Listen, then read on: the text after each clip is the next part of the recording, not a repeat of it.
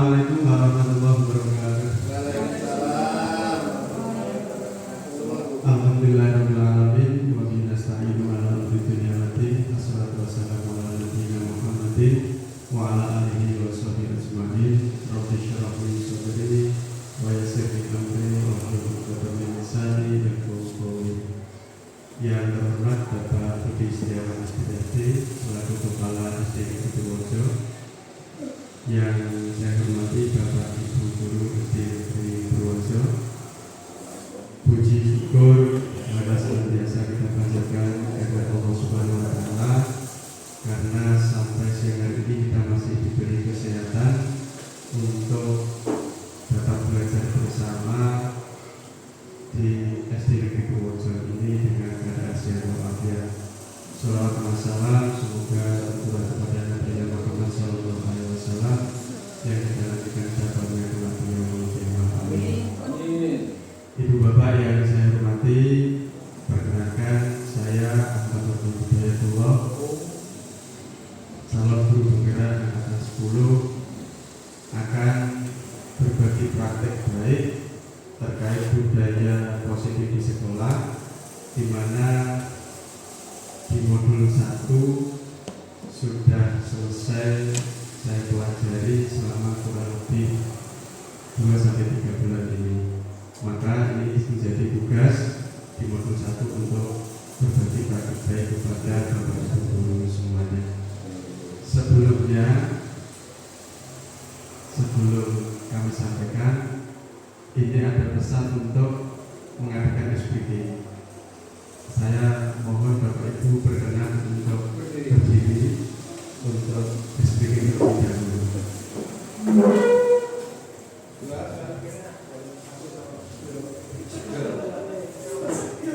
Untuk SPG-nya kita bermain tangan kanan dan tangan kiri.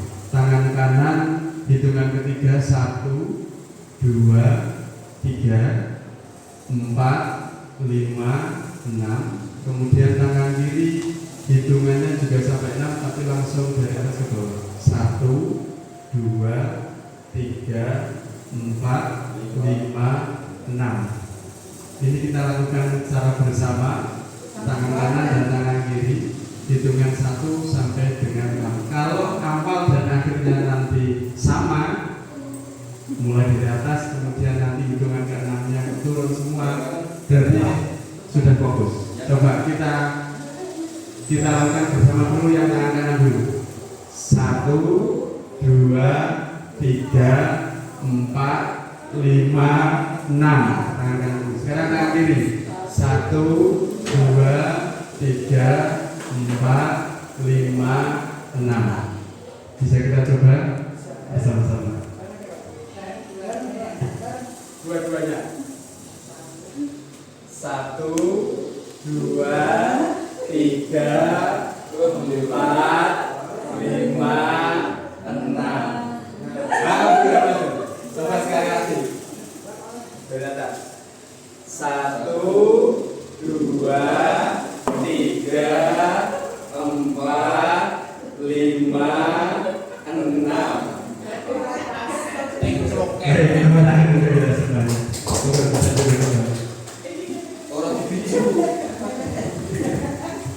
Untuk menyinkronkan antara otak kanan dan otak kiri agar di siang hari ini bisa bagus. Baik, Ibu Bapak yang saya hormati, sebelum saya menyampaikan tentang budaya positif di sekolah, ada sebuah hadis dari Nabi Muhammad bahwa barang siapa yang mempermudah jalannya untuk belajar, maka Allah akan mempermudah jalannya untuk menuju ke surga. Maka sebagai seorang pendidik, sudah tugas kita untuk terus belajar dalam sepanjang hayat. Berbagi praktik baik dan positif di sekolah. Yang pertama yang akan saya sampaikan yaitu tentang nilai-nilai baik universal atau nilai-nilai kebajikan secara universal. Ini sudah sering kita bahas ketika kita melaksanakan PMO sekolah yang dulu pernah disampaikan oleh Pak Yos, mulai dari nilai-nilai kebajikan, kemudian disiplin positif, sampai ke segitiga restitusi. Maka fokus saya pada diseminasi kali ini, saya akan fokus ke nilai dasar atau kebutuhan dasar dari manusia. Sebelumnya saya sampaikan untuk nilai kebajikan universal, berarti nilai-nilai kebajikan yang disepakati secara bersama lepas dari agama, ras atau suku. Ini berarti nilai kebaikan yang bersifat positif. Kemudian ada beberapa nilai-nilai positif atau nilai-nilai kebajikan universal yang ada dari beberapa sumber.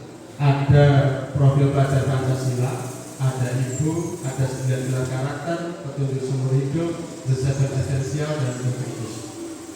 Ini semua berisi tentang nilai-nilai kebajikan yang terdiri ada toleransi, ada saling menghormati, saling membantu, kasih sayang, dan sebagainya. Untuk kurikulum merdeka ini kita fokusnya ke profil pelajar Pancasila yang jumlah elemennya ada 6 elemen. Jadi Bapak Ibu sudah kerja semua. Tujuan dari diseminasi pada siang hari ini, yang pertama, Bapak Ibu nantinya dapat menjelaskan kebutuhan dasar yang menjadi motif dari tindakan manusia baik murid maupun guru. Kemudian yang kedua, Bapak Ibu guru dapat menganalisis dampak tidak terpenuhinya kebutuhan dasar terhadap pelanggaran peraturan dan tindakan yang tidak sesuai dengan nilai kebajikan. Dan yang ketiga, Bapak Ibu guru dapat mengidentifikasi peran dan sekolah guru dalam upaya yang untuk menciptakan lingkungan belajar dan pemenuhan kebutuhan anak yang beragam. Ini ada sebuah pertanyaan romantik, Bapak Ibu bisa melihatnya. Ibu Ambar, guru wali kelas 2A, ya saya tunggu buka, di SD Pelita Hati, sedang bingung menghadapi ulas salah satu muridnya, namanya Doni. Beberapa anak di kelas 2A telah datang kepadanya dan mengeluhkan bahwa Doni yang seringkali meminta bekal makan siang mereka dengan paksa. Jika Anda menghadapi situasi seperti Bu Ambar ini, apa yang akan Anda lakukan? Itu pertanyaan pertama. Pertanyaan kedua, menurut Bapak Ibu, kira-kira apa sih yang menjadi alasan Doni melakukan hal-hal tersebut? Ini nanti akan kita bahas bersama tentang kebutuhan dasar manusia.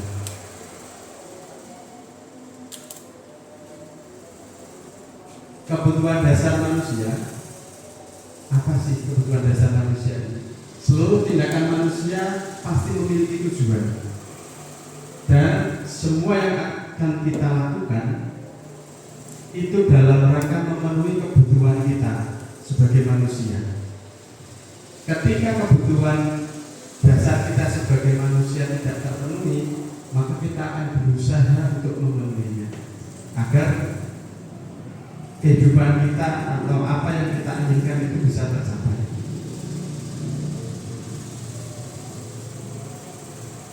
Lima kebutuhan dasar manusia menurut Dr. William Glasser dalam choice theory-nya itu ada 5. Yang paling mendasar, yang paling pokok adalah kebutuhan bertahan hidup atau survive. Semua manusia punya kebutuhan untuk hidup. Maka dalam situasi apapun, seorang manusia pasti akan berusaha untuk hidup. Kemudian yang kedua ada kebutuhan dasar penguasaan, kebutuhan dasar kasih sayang dan rasa diterima, kebutuhan kesenangan, dan kebutuhan kebebasan. Dari kelima ini, yang sering kita jumpai ketika kita melaksanakan tugas pokok sebagai guru, di antara 4 ini, kasih sayang, penguasaan, kebebasan, dan kesenangan. Ini yang sering kita jumpai. lewat perilaku-perilaku yang sering dilakukan oleh anak didik kita.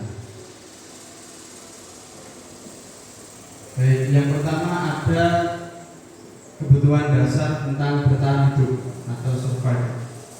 Kebutuhan bertahan hidup adalah kebutuhan yang bersifat fisiologis untuk bertahan hidup, misalnya kesehatan, kemudian rumah, makan, kebutuhan biologis, dan sebagainya.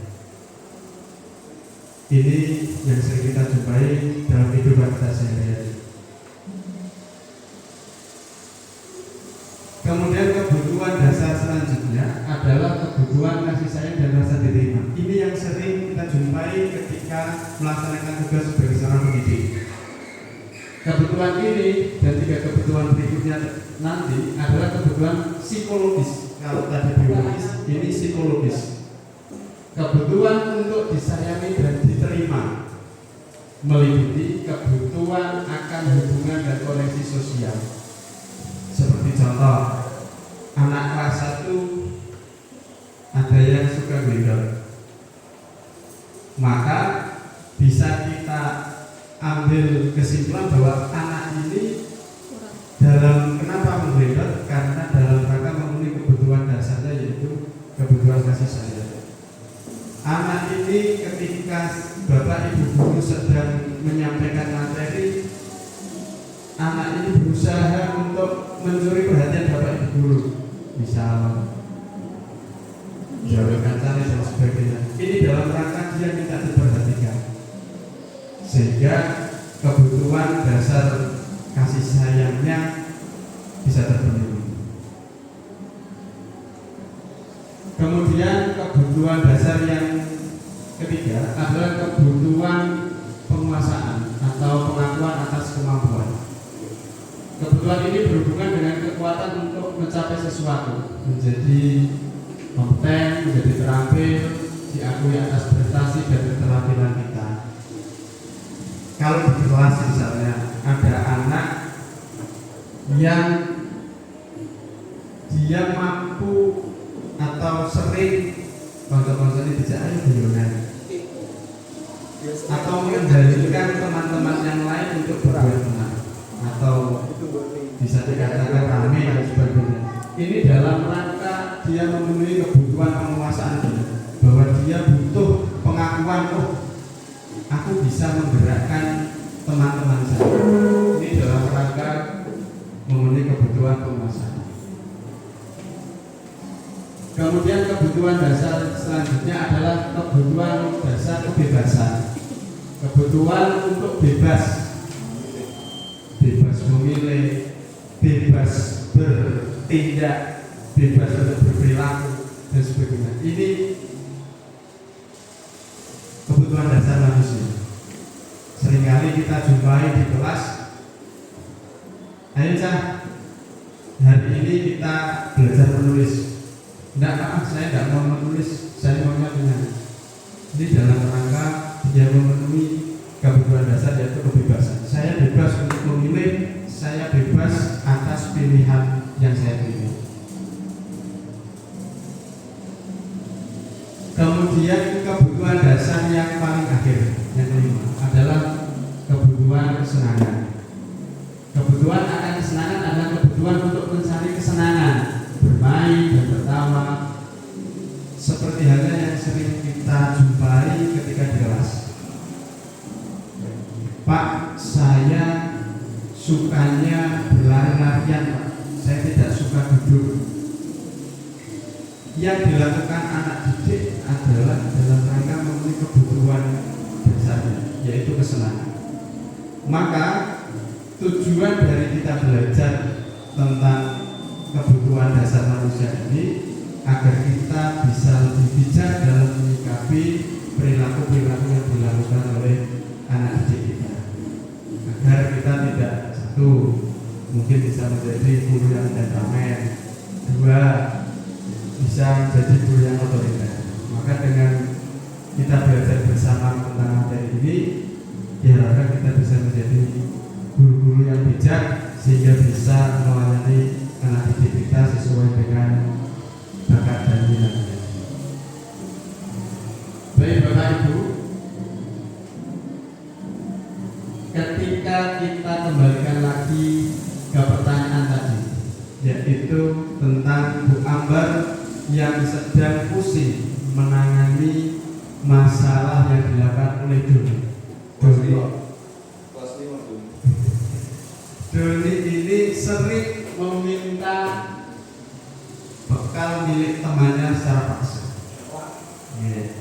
Kalau kita lihat dari kebutuhan dasar yang nomor 2 tentang kasih sayang dan rasa diterima, padahal Doni itu juga dibawakan bekal oleh ibunya dari rumah. Maka ketika kita lihat dari sudut pandang kebutuhan dasar untuk kasih sayang dan diterima, maka yang dilakukan Doni ini untuk mencari perhatian. Dengan saya mengambil atau meminta bekal dari teman saya, maka bapak ibu guru akan memperhatikan saya, akan memperhatikan keberadaan saya di kelas ini. Karena amat saya tidak sedikit bapak ibu guru yang hanya memandang keberadaan murid beberapa saja dan menafikan yang lain. Saya sukanya ya yang murid malu-malu saja, yang tidak manut surat gagas atau tidak saya anggap. Nah, ini hal yang salah. Maka dari itu sering murid melakukan hal seperti ini dalam rangka memenuhi kebutuhan dasarnya akan rasa kasih sayang. Kemudian apabila dilihat dari sudut pandang penguasaan, dengan saya mengambil atau meminta bekal milik teman saya, maka saya akan diakui bahwa saya itu kuat, saya mampu melakukan itu. Nah, ini kebutuhan dasar penguasaan. Kemudian apabila dilihat dari sudut pandang kebutuhan dasar kebebasan, saya itu bosan, saya dibawakan bekal oleh ibu saya kok lauknya ini terus. Maka dia berusaha untuk mencicipi bekal milik teman. Ini kebebasan. Saya bebas untuk memilih. Kemudian yang terakhir, tentang kebutuhan dasar kesenangan. Jika dikaitkan dengan kasus Doni tadi, ini Doni, saya senang Pak kalau melihat ekspresi teman-teman saya ketika teman-teman saya pada bingung, ini bekal saya di mana kok hilang. Nah, maka dia akan tertawa. Ini dalam rangka memenuhi kebutuhan dasar itu kesenangan. Maka dari kelima kebutuhan dasar ini diharapkan nanti ketika kita menghadapi perilaku-perilaku anak didik kita di kelas, kemudian di luar kelas, kita bisa lebih bijak, lebih arif, sehingga tidak mengutamakan emosional yang ada pada dalam diri kita. Baik Bapak Ibu, untuk lebih lanjutnya sudah saya siapkan sebuah LK kerja, karena kita sudah belajar tentang 5 kebutuhan dasar manusia. Bapak Ibu, saya bagikan LK, nanti bisa dipilih. Ini ada 3 kasus: kasus Bimo, kasus Dinda, dan kasus milik Dimas. Ya, nanti bisa. Ini termasuk yang mana sih?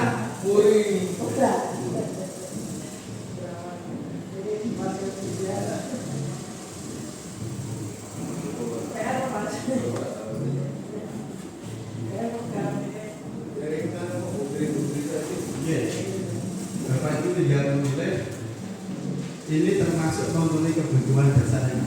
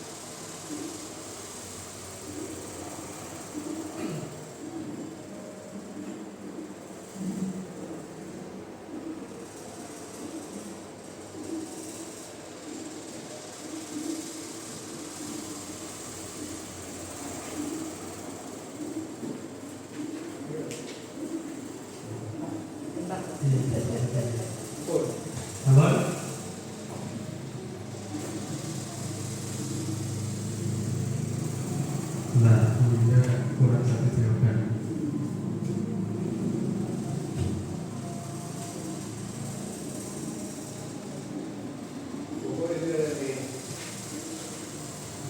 Baik, sembari yang lain mengerjakan, moga Bunda. Untuk kasus pertama, Bimo seorang anak TKB selalu berlari keluar kelas menuju jalan raya di depan sekolahnya yang ramai dengan kendaraan. Tingkahnya membuat guru namanya Bu Ani bingung dan seringkali lari mengejarnya. Ada beberapa kemungkinan jawaban yang akan diberikan oleh Bimo. Tugas Bapak Ibu, yang pertama, identifikasi kebutuhan yang ingin dipenuhi oleh Bimo jika respon Bimo seperti di bawah ini. Coba bagi ya.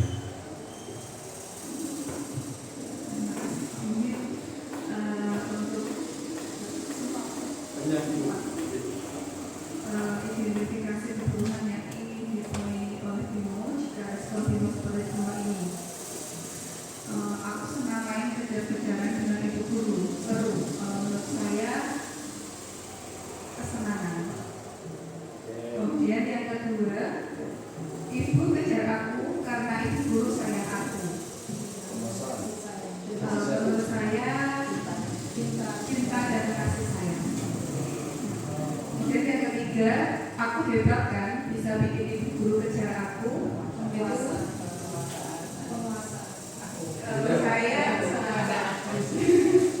kemudian yang keempat, aku bosan belajar mewarnai terus di dalam kelas. Kebiasaan. Terima kasih. Terima kasih Ibu Bunda. Baik, untuk kasus Bimo ini, Bu Ani harus seringkali kerepotan mengejar Bimo untuk lari ke depan sekolah. Yang pertama, jika respon Bimo, aku senang main kejar-kejaran dengan ibu guru, ini hal yang seru. Maka yang dilakukan Bimo adalah dalam rangka memenuhi kebutuhan dasar, yaitu kesenangan. Karena saya senang lari-lari. Kemudian yang kedua, jika respon Bimo, ibu kejar aku karena ibu guru sayang dengan aku, ini merupakan hal yang dilakukan Bimo dalam rangka memenuhi kebutuhan dasar, yaitu cinta dan kasih sayang, agar ibu guru ini perhatian sama saya. Kemudian yang ketiga, jika respon Bimo, aku hebat kan, bisa bikin ibu guru kejar aku. Ini dalam rangka Bimo ingin memenuhi kebutuhan dasar, yaitu penguasaan. Oh, saya bisa membuat Bu Ani ini mengejar saya sampai keluar kelas terus. Nah, ini dalam rangka Bimo memenuhi kebutuhan, yaitu penguasaan. Karena wah, saya jadi hebat karena bisa mengontrol ibu guru saya. Kemudian yang ketiga, yang keempat, jika respon Bimo, aku bosan belajar mewarnai terus di dalam kelas, maka ini merupakan hal yang dilakukan Bimo dalam rangka memenuhi kebutuhan dasar, yaitu kebebasan. Saya bebas untuk memilih. Saya bosan mewarnai terus, saya ingin membuat mozaik, atau saya ingin membuat permainan menyusun balok dan sebagainya. Ini dalam rangka memenuhi kebutuhan dasar, yaitu kebebasan. Baik, terima kasih Bunda, tepuk tangan untuk Bunda. Kemudian untuk kasus kedua, moga Bu. Kasus yang kedua, Binda seorang anak kelas 3 SD. Begitu tiba di rumah sepulang dari sekolah, menangis dan mengadu pada ibunya bahwa dia benci pada Ibu Rani, gurunya. Menurut Anda, kebutuhan apa yang berusaha dipenuhi oleh Binda jika jawabannya seperti ini? Ibu guru bilang, aku tidak boleh bersenandung sewaktu mengerjakan tugas. Katanya kelas harus tenang, tidak ada suara. Kan nggak seru jadinya. Di sini kebutuhan dari Binda yaitu dalam rangka memenuhi kesenangan. Yang kedua, ibu guru tidak menyapaku hari ini, padahal aku pakai jepit rambut baru. Di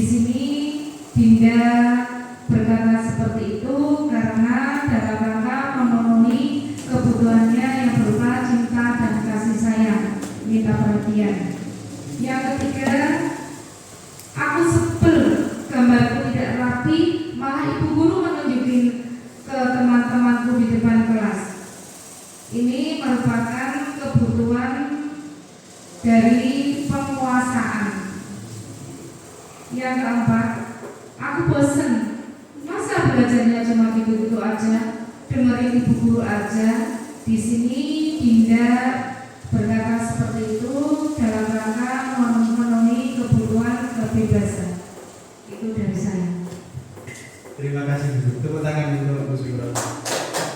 Oke. Dalam kasus Dinda ini ada beberapa kemungkinan jawaban yang disampaikan oleh Dinda.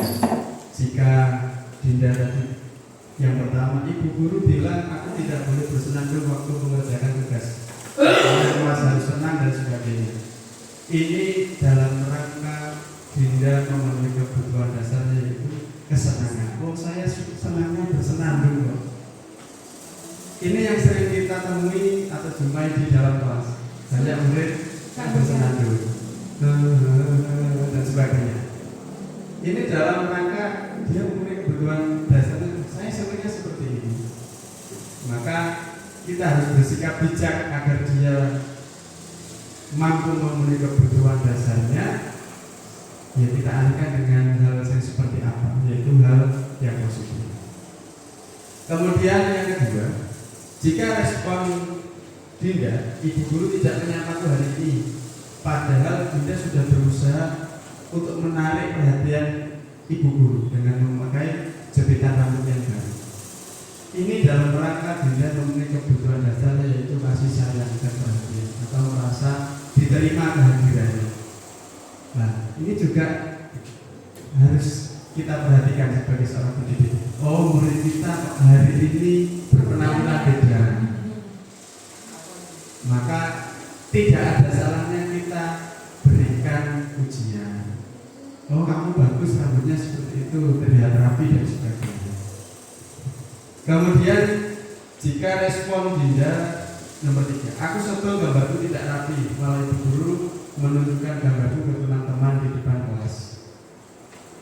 Ini dalam rangka Dinda memenuhi kebutuhan dasarnya yaitu penguasaan. Kemudian yang terakhir, aku bosen masa belajarnya cuma gitu-gitu saja, dengerin ibu guru terus, bapak ibu gurunya berceramah terus, sehingga aku menjadi penonton dan pendengar setia.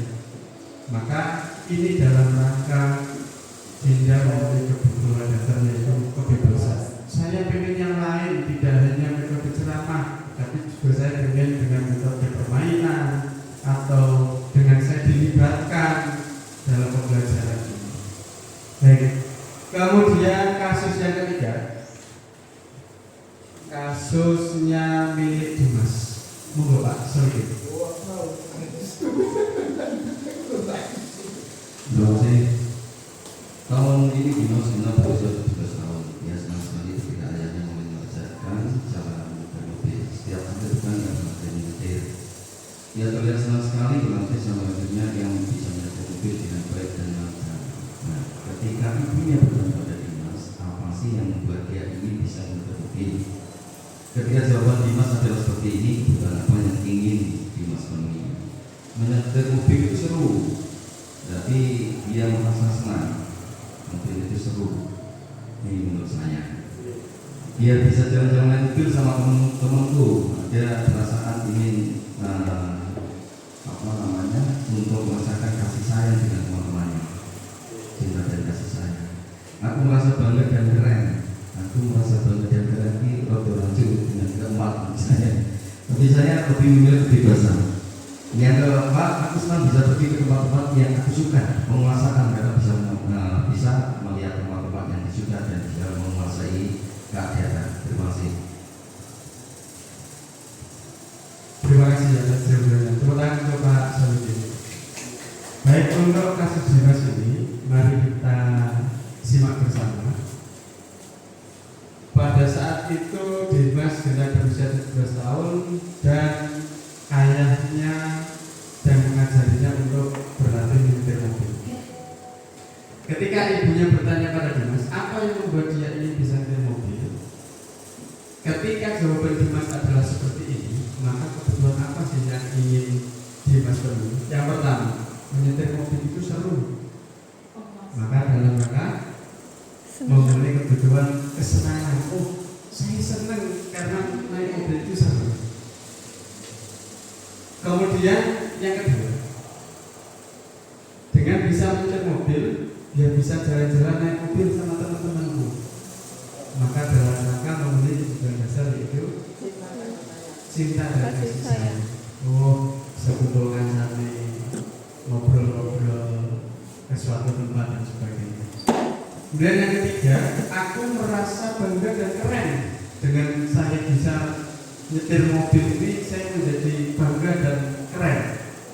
Maka ini dalam rangka memenuhi kebutuhan dasar yaitu penguasaan.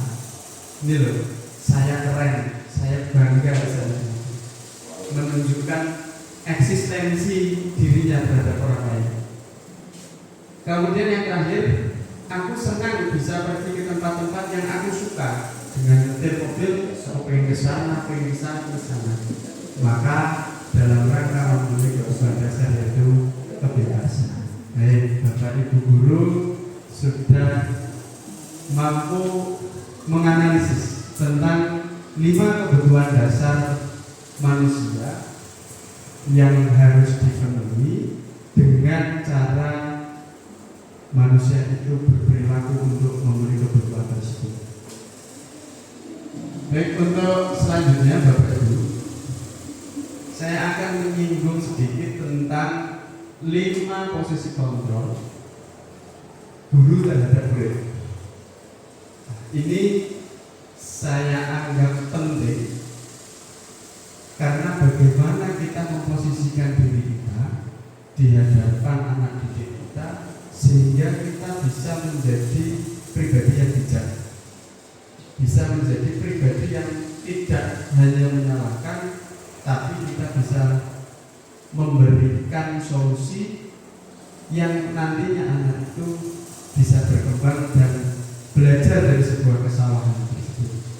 Yang pertama, dalam 5 posisi kontrol ini menurut Dian Bosen, yaitu yang pertama, tipe guru penghukum. Yang kedua, tipe guru pembuat merasa bersalah. Merasa bersalah itu berarti anak didiknya menjadi, kok bapak ibu ngendikan seperti itu sih, saya jadi merasa bersalah kalau saya melakukan kesalahan seperti itu. Kemudian yang ketiga, posisi teman. Posisi kontrol sebagai teman. Yang keempat, posisi kontrol yaitu sebagai pemantau. Dan yang terakhir, posisi kontrol yaitu sebagai seorang manajer. Di antara kelima ini, mana sih yang paling ideal? Kira-kira begitu. Bumut, teman. Bularas, manajer. Pak Soidin, manajer. Ujung, manajer. Bunda, manajer. Pak Budi,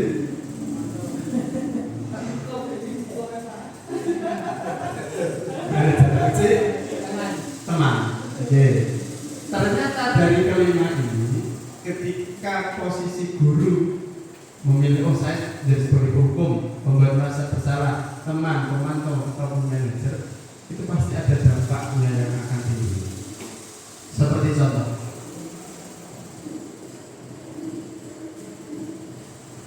jika bapak ibu guru memposisikan diri sebagai seorang hukum, biasanya menghukum secara fisik ataupun secara verbal. Tidak ada kompromi. Kamu salah, dia salah. Karena ini aturan. Maka bersikap sakit. Contoh, biasanya kata-katanya seperti ini: patuhi aturan saya, atau awas, kamu selalu saja salah. Selalu, pasti selalu yang terakhir selesai. Wah, mesti gue meneh sing terlambat. Mesti gue kere dhewe ngumpulke. Ini termasuk posisi guru sebagai seorang penghukum. Nah, dampaknya apa? Guru seperti ini senantiasa percaya hanya ada satu cara agar pembelajaran bisa berhasil, yaitu cara dia.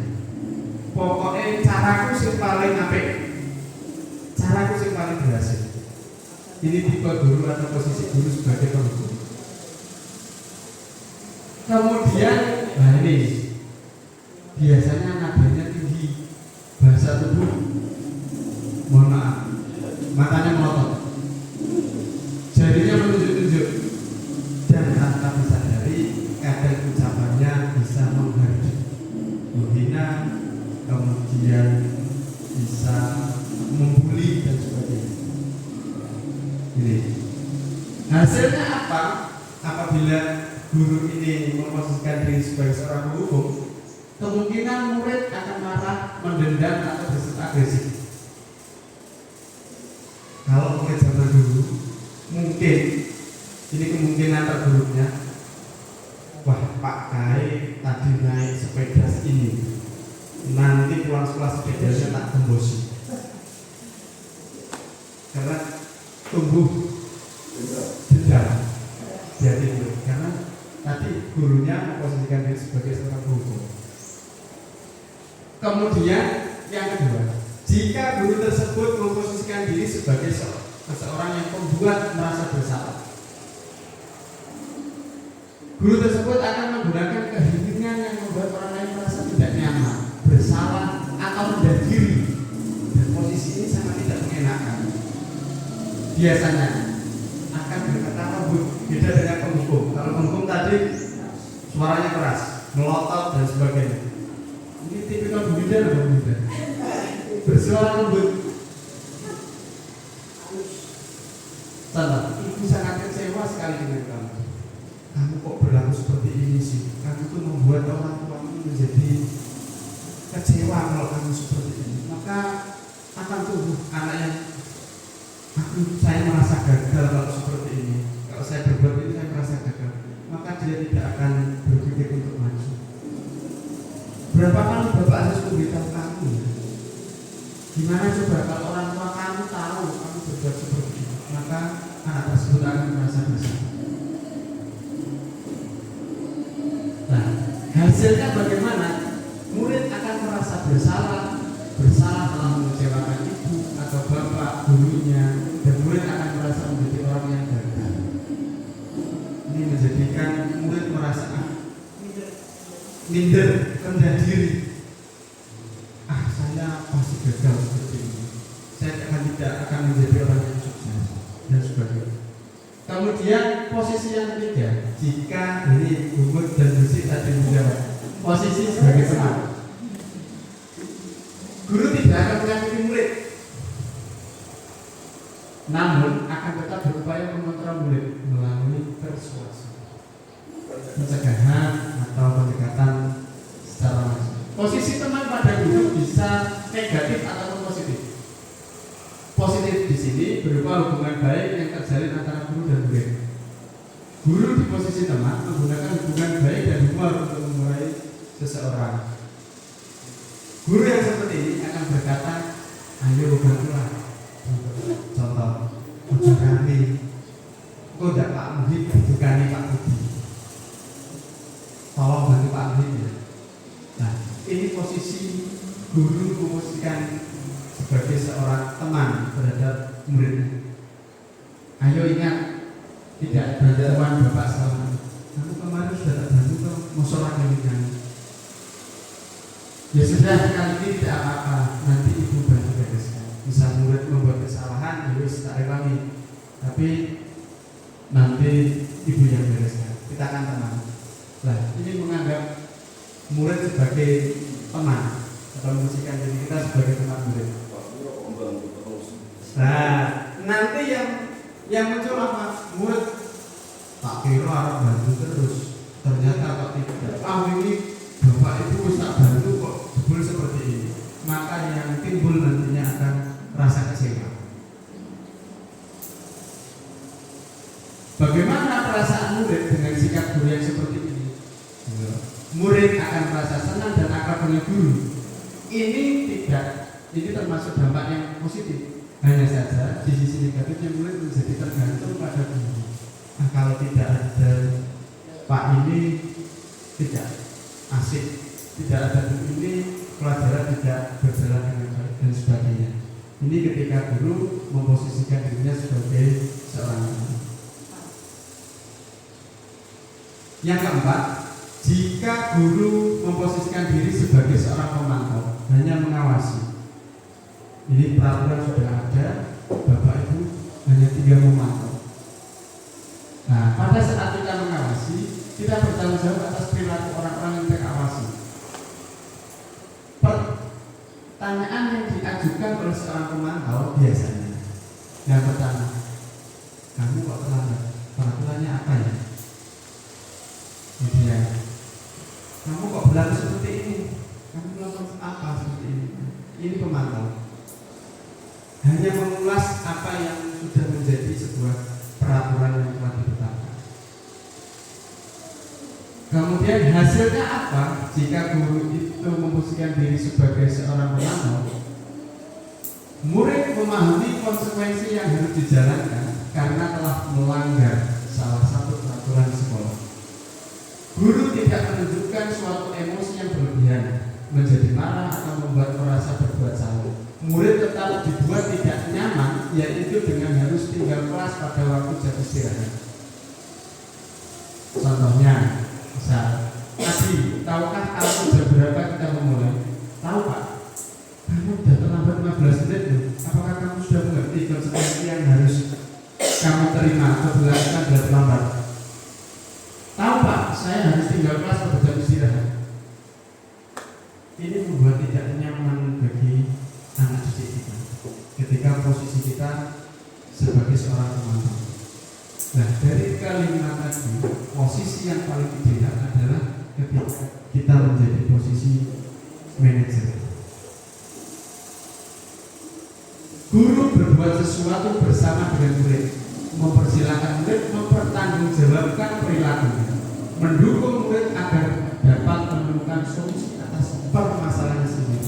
Misal, murid ini ada yang terlambat tadi, permasalahannya terlambat. Kemudian ketika posisi kita sebagai manajer, maka kita mencoba mengganti.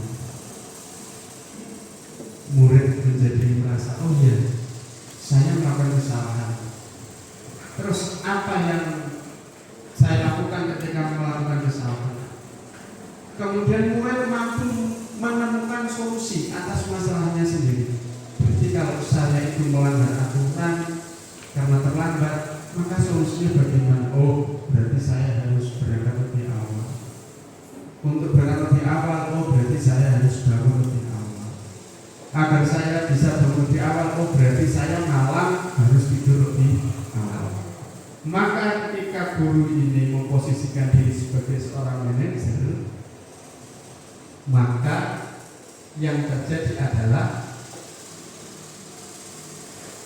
guru tidak perlu marah, tidak perlu meninggikan suara, apalagi menunjuk jari kepada murid, boten mudir-mudir ke murid. Kemudian bersikap seolah-olah menyesal tanpa sedih sekali dan perbuatan murid ataupun bersedia gurau menetapkan diri sebagai teman murid. Nah, ketika posisi guru ini sebagai manajer, ini ada korelasinya dengan segitiga restitusi. Untuk bisa kita memposisikan diri sebagai seorang manajer, maka kita harus belajar tentang segitiga restitusi. Yang ini sudah kita pelajari bersama-sama dulu ketika PMO, yaitu bagaimana menangani seorang murid ketika mengalami permasalahan. Kita tidak menyalahkan, kemudian tidak menghardi, tidak membuli, tidak memukul dan sebagainya, tapi menyadarkan posisi murid tersebut, menyadarkan posisinya bahwa oh ya saya salah. Kalau saya salah, berarti saya harus memperbaiki diri. Memperbaiki diri secara apa? Mencari solusi atas permasalahan yang dihadapi sendiri. Sehingga diharapkan dengan posisi kita sebagai seorang manajer, kita memperlakukan murid dengan pendekatan segitiga restitusi tersebut, murid tidak merasa gagal, tidak merasa minder, tidak bergantung pada orang lain, dan murid mandiri ketika kelak di kehidupan bermasyarakat dan bernegara. Dia menghadapi permasalahan, dia mampu memecahkan atau mencari solusi atas masalahnya sendiri.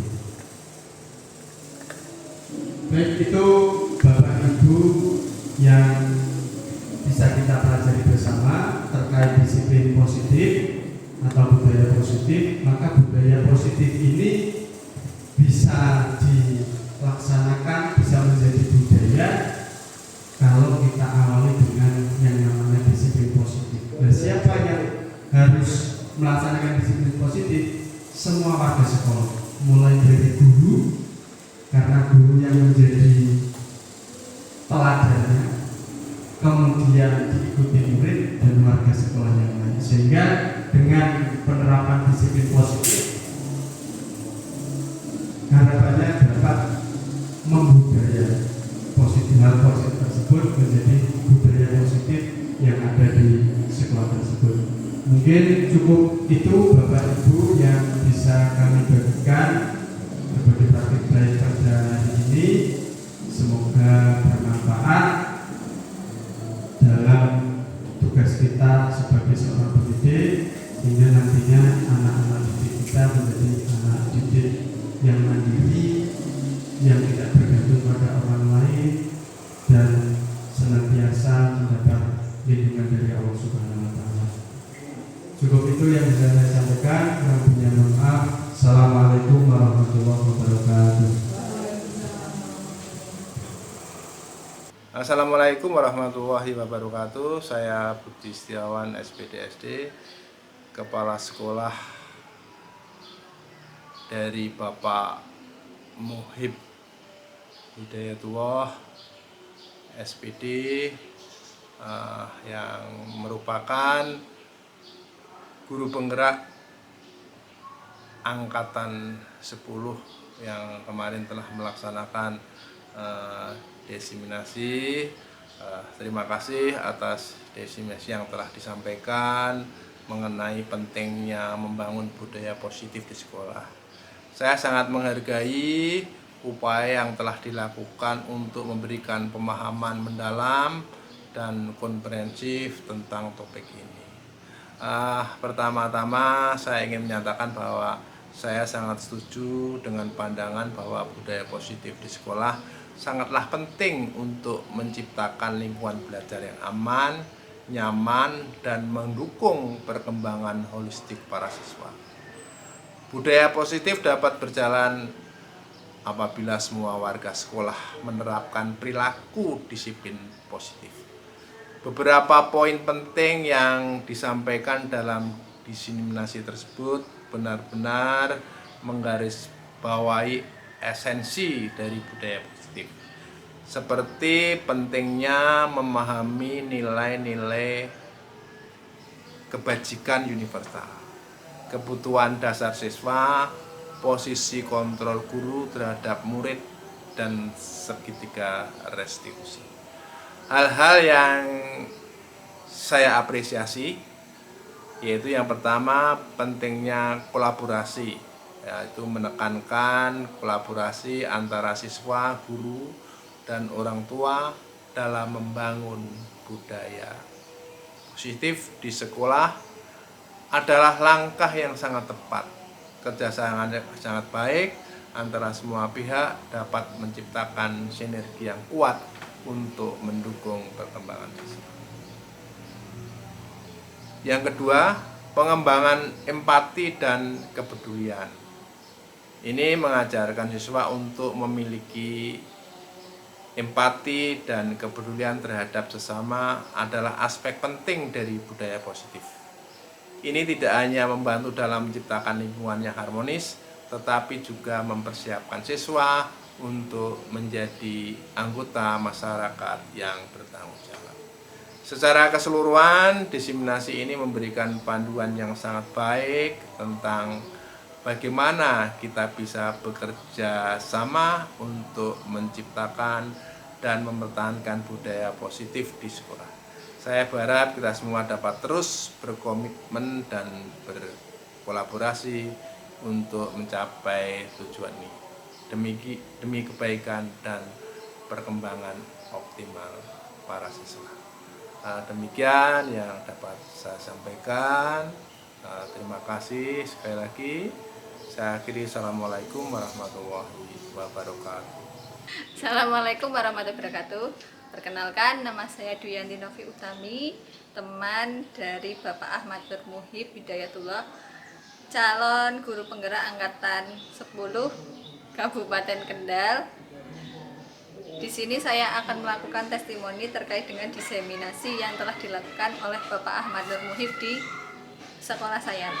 Saya sangat berterima kasih dengan diadakannya diseminasi tentang budaya positif di sekolah ini. Dan saya berharap setelah diseminasi ini, saya dapat mengimplementasikannya secara konsisten dan berkelanjutan. Saya juga menyarankan agar kita sebagai tim pendidik terus berdiskusi, berkolaborasi, dan berbagi praktik baik dalam menerapkan budaya positif di sekolah. Dengan begitu, kita bisa saling mendukung dan menginspirasi untuk menciptakan lingkungan belajar yang terbaik bagi siswa-siswa kita. Terima kasih kepada Bapak Muhib yang telah berbagi praktik baik dalam diseminasi ini. Saya sangat bersemangat untuk melihat dampak positif yang akan dihasilkan dan siap berkolaborasi untuk mewujudkan sekolah aman dan nyaman. Wassalamualaikum warahmatullahi wabarakatuh.